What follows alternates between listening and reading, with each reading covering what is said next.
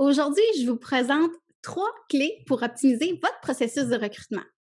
Vous savez que le recrutement, c'est un facteur déterminant dans le bon fonctionnement d'une entreprise. Des fois, on recrute à la presse, des fois, on a du temps, des fois, on est structuré, d'autres fois, on ne l'est pas.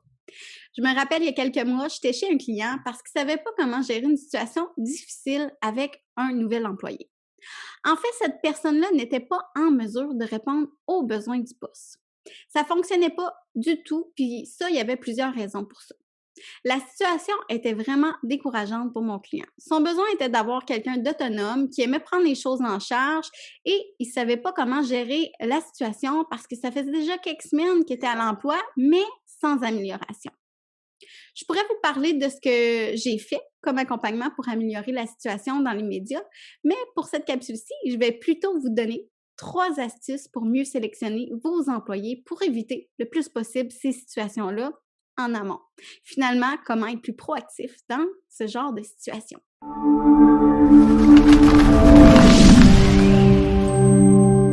Je me nomme Edith Cabot, je suis stratège en pratique de gestion éclairante et je suis passionnée par les ressources humaines.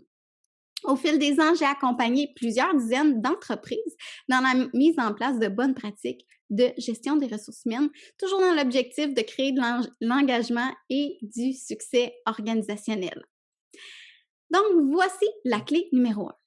Connaître le réel besoin de l'entreprise en lien avec la planification stratégique et définir les tâches du poste. Trop souvent, on ne prend pas le temps de bien aligner nos actions et bien aligner notre planification en lien avec nos stratégies organisationnelles. Le résultat, on ne sait pas quelles seront les tâches à offrir à ce nouvel employé. La clé numéro 2.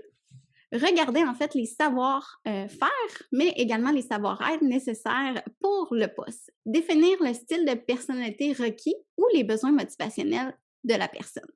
Vous savez déjà qu'on est tous différents. C'est pas parce que j'ai un potentiel à un poste que j'en ai un pour un autre. Par exemple, je serais pas pilote de l'air. Non. Mais sans faire, c'est un peu comme ça que ça fonctionne. En plus de risquer que la personne ne réponde pas aux besoins de votre poste, vous risquez aussi de la perdre rapidement car elle ne comblera pas ses motivations profondes qui font partie intégrante de sa personnalité. La clé numéro 3.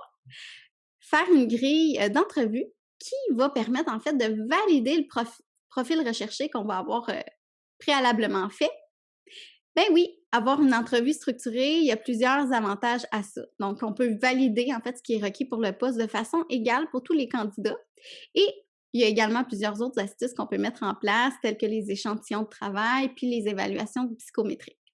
Est-ce que vous êtes cette personne-là qui est en charge de la gestion des ressources humaines ou encore en charge d'une équipe?